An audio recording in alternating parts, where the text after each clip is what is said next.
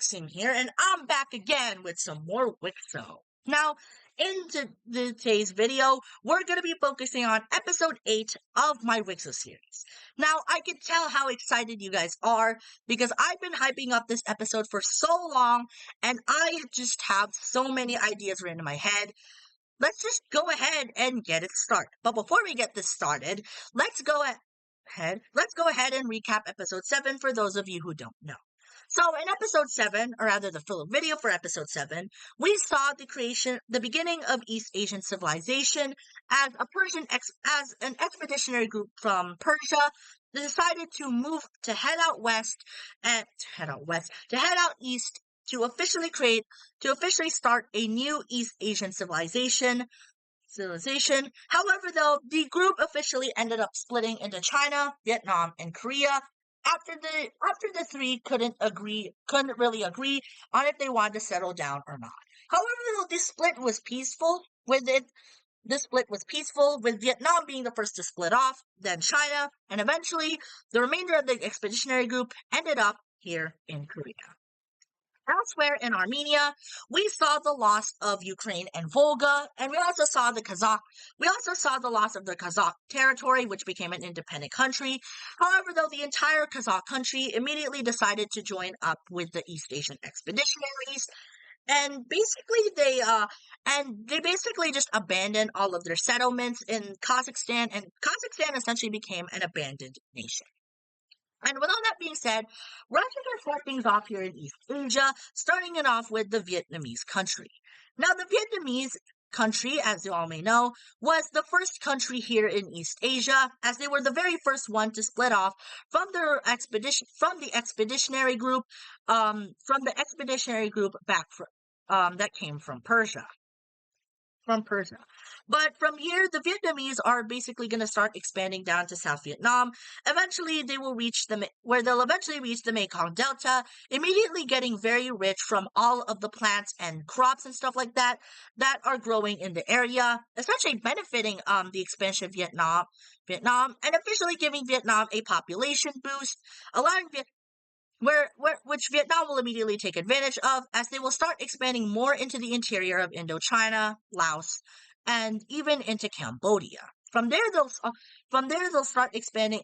They'll stop their expansion and will begin to focus up into southern China, eventually reaching this bit of southern China, and from there, they'll basically start to consolidate their control over the territory, eventually strengthening their ground from behind. And it is here that we see Vietnam growing into a very large nation. And hang on, I'll go ahead and adjust their territory a little bit more realistically. But realistically, the Vietnamese are able to stop at this. Elsewhere in the north, we will see the Chinese beginning to expand down south once again, essentially retracing the steps that their fellow expeditionaries, including themselves, had once followed. They will eventually start to snake around the Chinese coast, and eventually they will meet up with Vietnam, in which they are friendly with, and upon realizing that they have met up with Vietnam, the Chinese will eventually rejoice, and the Vietnamese and the Chinese will officially fulfill their promise of setting up one ginormous East Asian alliance of democracy and freedom, as the two nations will officially set up the Hanoi-Shandong Pact, which will officially be signed by Vietnam. And their alliance will essentially become the Star Alliance, as their alliance will look something like this. If I can actually adjust the star right. So I'll be back once this is all set up. And it is here that we officially see the pact between China and Vietnam officially signed, officially creating one of the quickest alliances in the entire world. And this move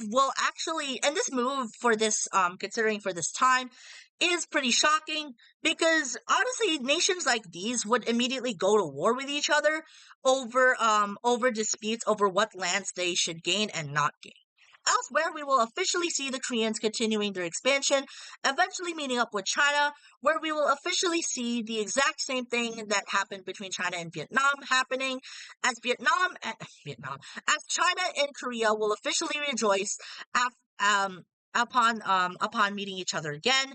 And upon realizing of Vietnam's existence, Korea will immediately send a delegation down south to Vietnam, eventually managing to colonize these islands, aka Okinawa, for themselves until they eventually meet up with Vietnam. From there, they'll also from there the Koreans will also set up their own colony in Taiwan, where they'll also colonize these islands, and from there they'll eventually make it all the way up to Vietnam, until eventually the delegation by road will move down into Hanoi, and where the Koreans and the Vietnamese will officially greet each other like old friends, and in this moment, the Koreans will officially join the Star Alliance, officially fulfilling the East Asian dream / promise.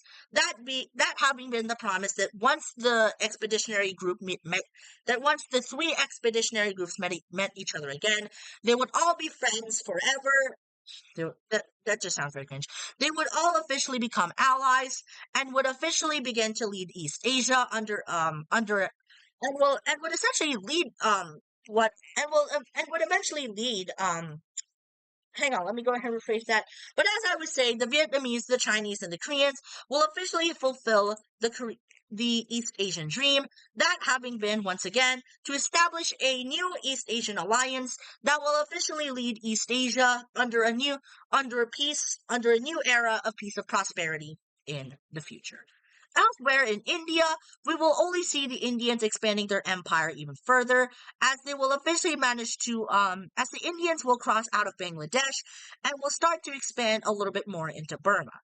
From there, they'll eventually start conquering more of the Burmese coast rather, until they'll eventually stop, because by this point, India has become a pretty large empire. Now, is India still the richest country in the world by this point? Yup. By this point, India is now the world's richest country, if not the world's most powerful. And from there, and moving from their expansion into East Asia / Burma, we will also see the Indians beginning their expansion into the Himalayas, eventually stopping once they reach the Himalayas, because by this point the Indians are not mountaineers. They cannot climb mountains. Elsewhere in the east, we will also see the Volgan country beginning to expand its empire, eventually going up and conquering the lands of the former Kazakh country that used to exist over here. Now, by this point, over here, it is here that the Volgans will start to report their findings in Kazakhstan, officially reporting how empty it is, and from there the story of what happened to Kazakhstan will slowly start to become a legend, as people will wonder where Kazakhstan went. Well, newsflash, well, not really yet. The Kazakhs by this point have pretty much assimilated into either Korea, China, or Vietnam. Continuing on with their expansion into Central Asia, the Volgans will eventually reach the Aral Sea, which I will actually fix. See? But as I was saying, the Volgans will eventually reach the Aral Sea, immediately getting rich from all of the natural resources and from all the natural marine resources and fishes that they meet in the area. Now, why did I refill the Aral Sea once again? May I ask, or rather, you're probably thinking, let me go ahead and rephrase that. You're probably thinking right now, why did I just refill the Aral Sea? Well, the simple answer is that, considering that this is a WICSO series, we're basically assuming that that all of humanity's cities and stuff like that, or rather our original timelines, nations, and history, are essentially reversed and reset. And this essentially also resets any natural disasters we may have done in our past life, which means that the Aral Sea will once again be filled in this timeline. Eventually in this timeline.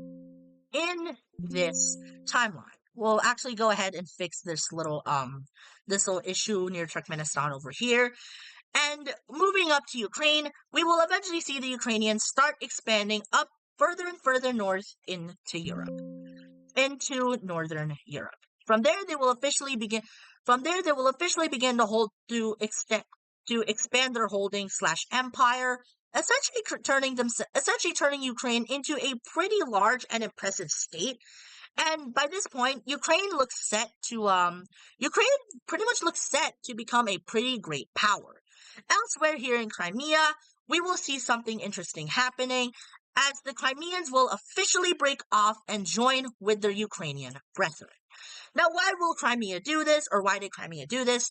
Well, the simple answer is already pretty simple in itself. Crimea, as you all may know, officially ended up remaining within Armenia's hands in episode 7. However, though, by that point, Armenia's control over Crimea had become pretty precarious, especially considering that they basically just lost their land bridge to Crimea. And also, the Crimean settlers also had a bunch of people are basically the exact same as the Ukrainians. So what the Crimeans basically did is that they basically just joined up with their Ukrainian brethren, and now Ukraine's ultimate dream has been completed, as Crimea is once again under the rightful control of Ukraine. This will make Armenia understandably furious, and Armenia will not respond to this lightly, as only after like 1 or 2 years of fighting, they will immediately start fighting once again, as the Armenians will officially start the Second Armenian-Ukrainian War against Ukraine. Immediately, they will link up with this little piece of Crimea over here. However, though, it is here that we see Armenia's fortifications, basically biting them in the ass. Because with the Ukrainians now in control of Crimea's fortifications, they will essentially start beating back the Armenians, essentially locking the peninsula away from Armenian control. From there, Armenia will once again start its expansion up into the north, attempting to take the Aral Sea, in which they are officially successful in taking Rostov, and from there they'll basically start sailing down into this little piece of Ukraine, attempting to cut off Crimea from Ukraine, in which they are successful. However, though, they will immediately be kicked out, considering that they are too deep into Ukrainian territory, and from there the Ukrainians will begin to kick them out. And from there, the Ukrainians will once again immediately begin kicking them out, eventually kicking them to their little border / incursion area over here. It is here that we also see the Ukrainians starting to push in further into Armenian territory. However, though, the Armenians will immediately kick them out of their country, and will start a large sweeping offensive, officially once again making a landing in this southern area of Ukraine. From there, they will officially infiltrate Sevastopol, eventually sneaking in a few divisions from the city, and eventually the city is captured. From there, the Ukrainians will try and defend the territory, and though the Armenians are successful in cutting Crimea in half, they will immediately get folded, as the Ukrainians will officially kick them out of Sevastopol, killing off any other spies they may have had. From there, the Ukrainians will start pushing once again into Armenia. And from there, the war will basically just become a stalemate, with the Ukrainians and the Armenians constantly pushing each other back and back, until eventually the Volgan country will join in and to protect their Ukrainian brethren. Well, not really their brethren, but their fellow ally. And from there, this attack will completely take the Armenians by surprise, as the Volgans will immediately move in from behind and will start to snake down Armenia. However, though, before they can do this, the Armenians will immediately kick them out, pushing them right back to their border, and from there they will start expanding once again, expanding into Dagestan and nearing their capital. The Volgans, however, will kick them out, and once again they will start pushing into Armenia, and here in the east, we will see the Ukrainians do the exact same thing. The Armenians, however, the Armenians will once again push back both Ukraine and Volga, and basically the war turns into a stalemate, and eventually after just after just a year of fighting, the Ukrainians, the Volgans, and the Crimeans will officially agree to a ceasefire. And now let's take a look at this peace treaty. And in this peace treaty here, we basically see nothing happening. However, though, with the only thing having happened being the loss of the vital peninsula of Crimea to Ukraine. Eventually, this will make Armenia Ukraine. Now, how does Armenia feel about this? Well, understandably, Armenia feels very, very bitter. They basically just lost their last stronghold here in Europe, and now the Armenians are furious.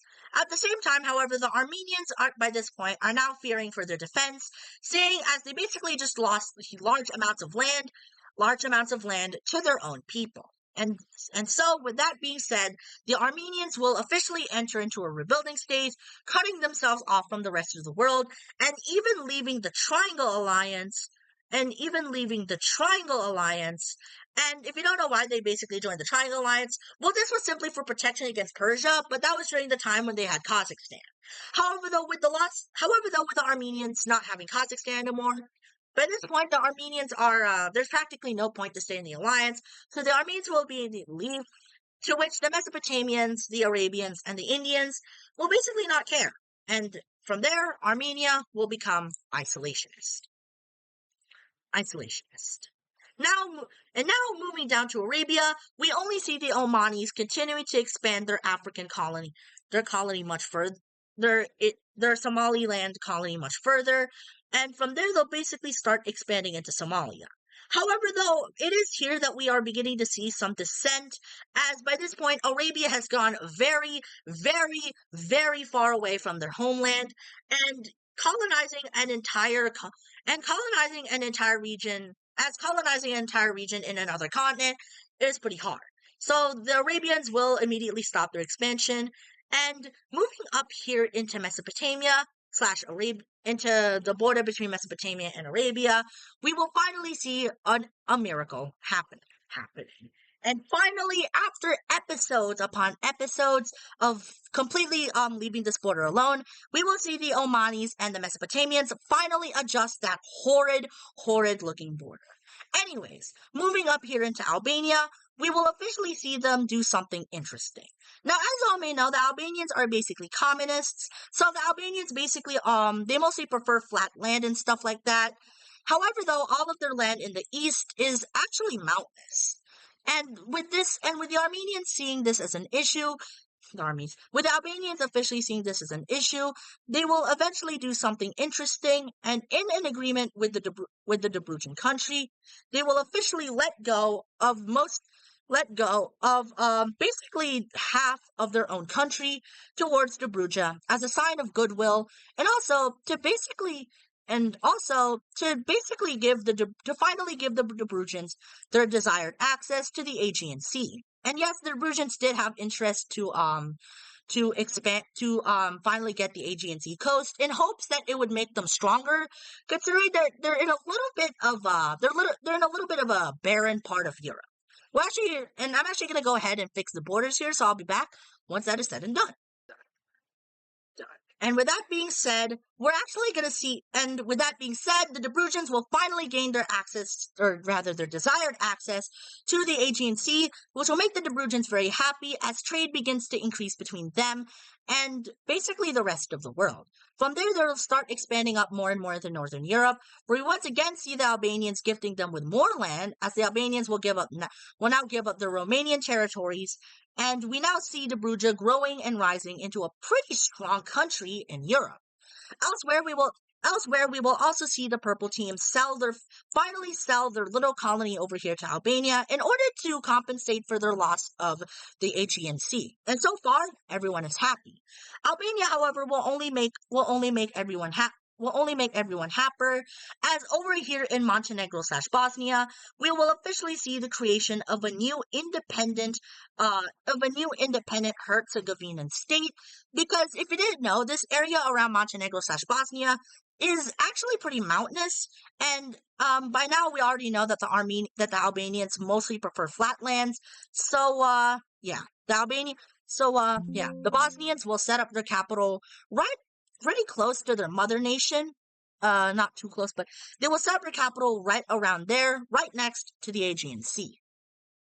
Elsewhere in Italy, we will see something interesting happen.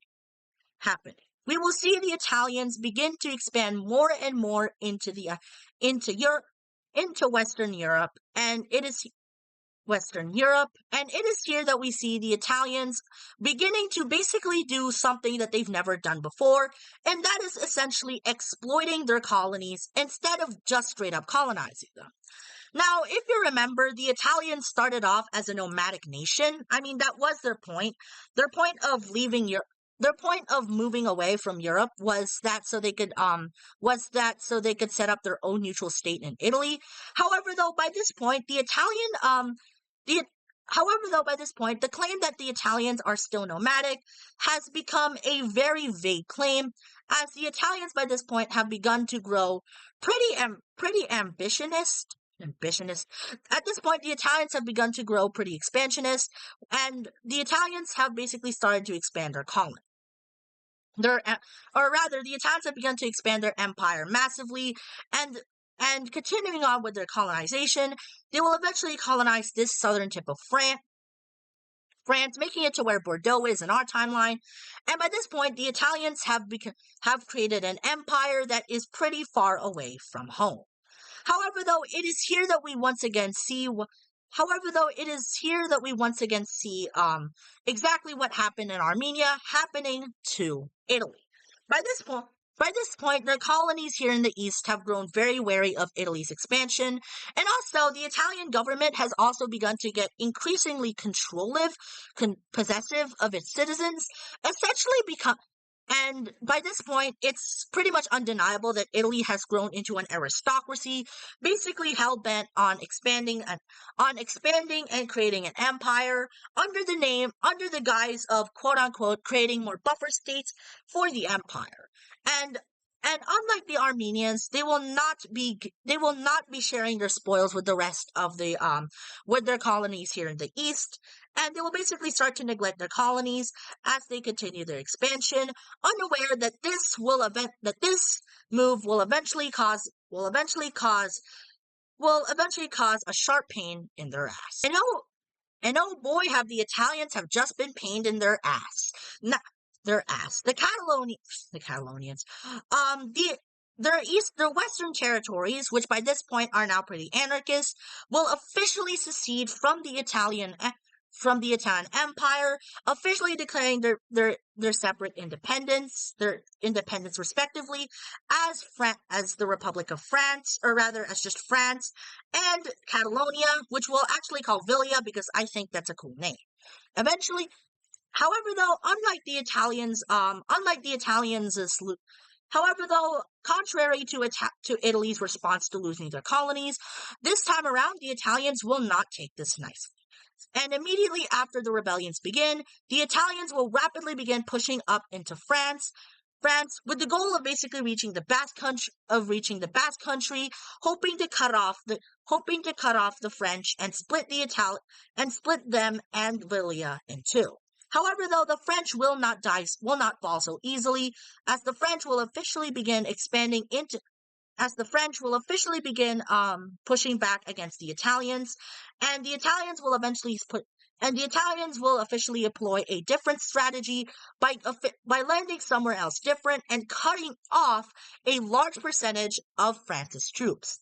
However, though, it is here that we will see the Villians taking over this island as they will do their own expansion down into Spain, basically intending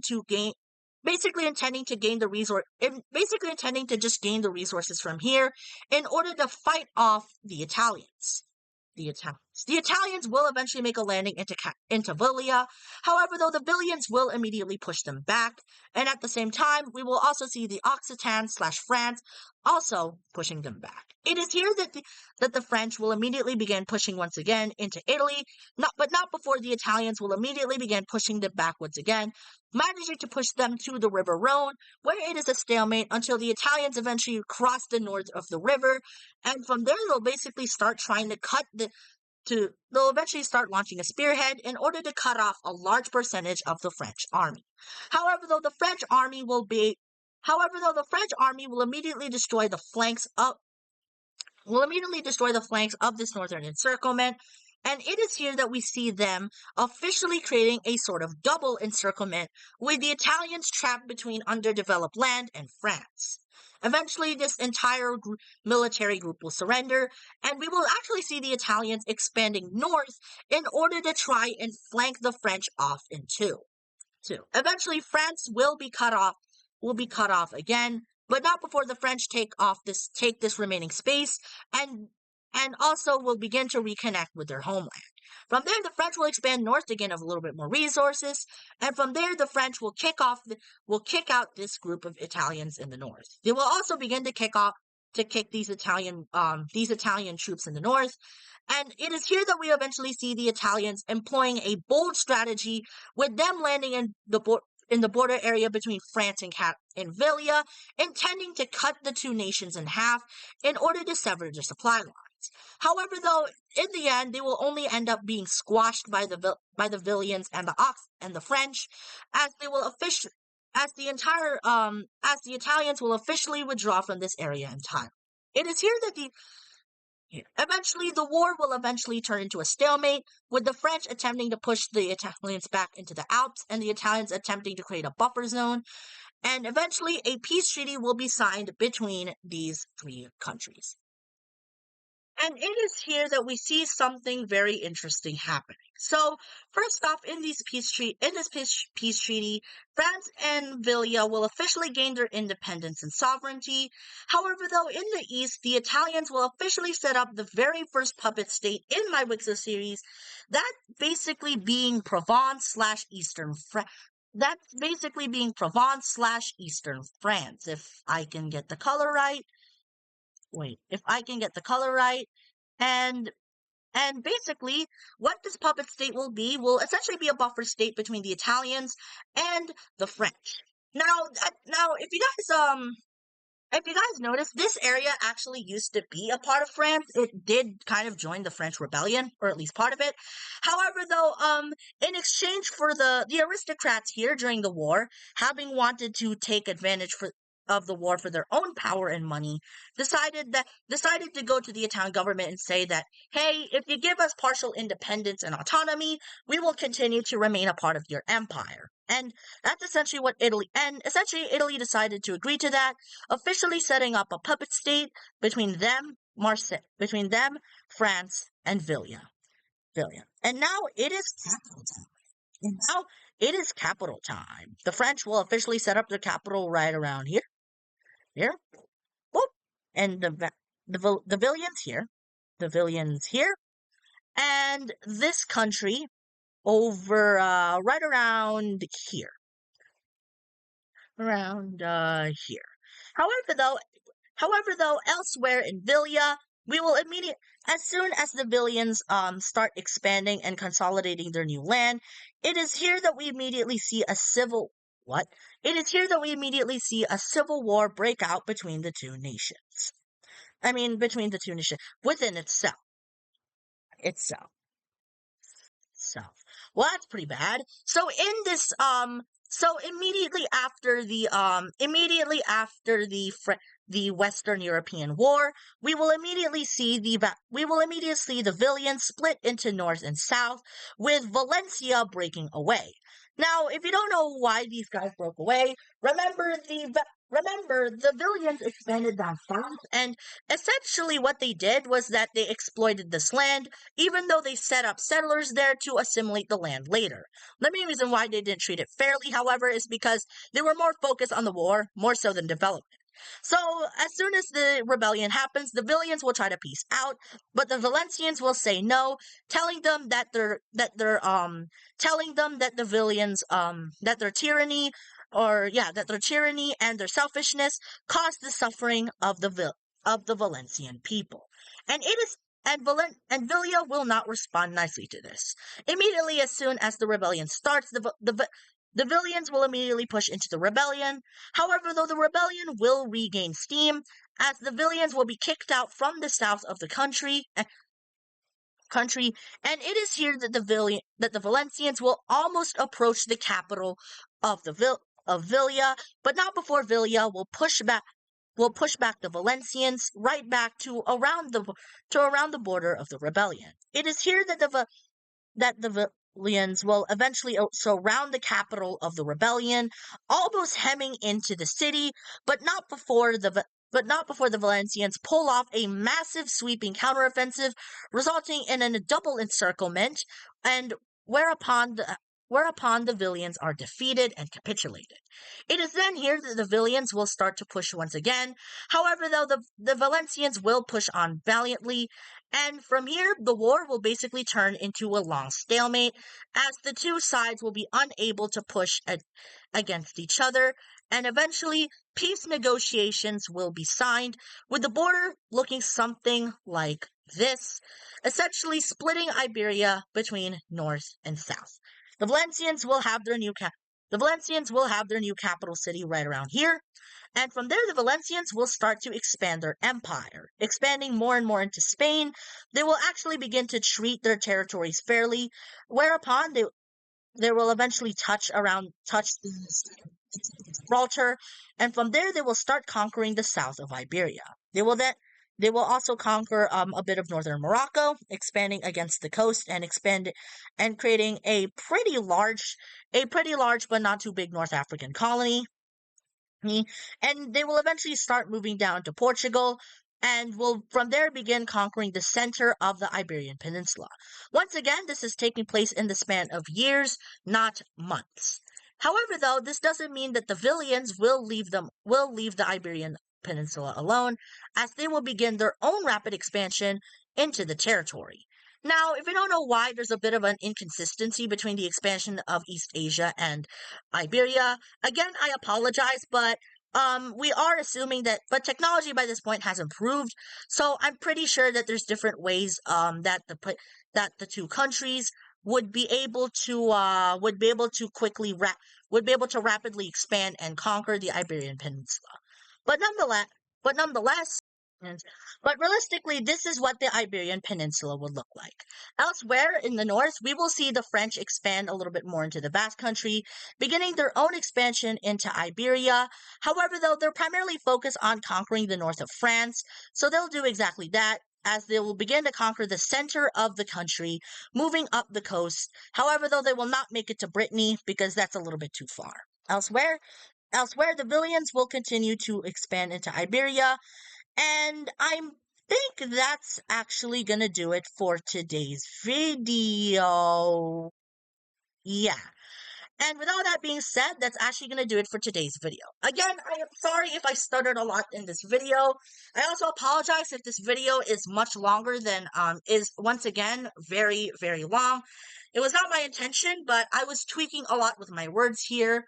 But with all that being said, I hope you guys enjoyed this video, and I hope you all enjoy, and I hope you, and I'm pretty sure you guys are excited for the next episode, seeing as, looking at this map of Europe, the world is slowly getting more and more filled. Oh yeah, we'll actually do one final expansion, and we're actually going to give the Chinese the southern half of Taiwan here.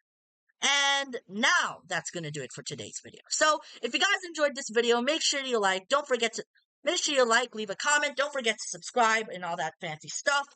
But with all that being said, thank you guys so much for watching episode 8 of my WICSO series. Again, I am sorry if I stutter a lot and if I'm still kind of unable to shorten these videos. With all that being said, I'll see you guys next time on my next episode of WICSO. See you guys!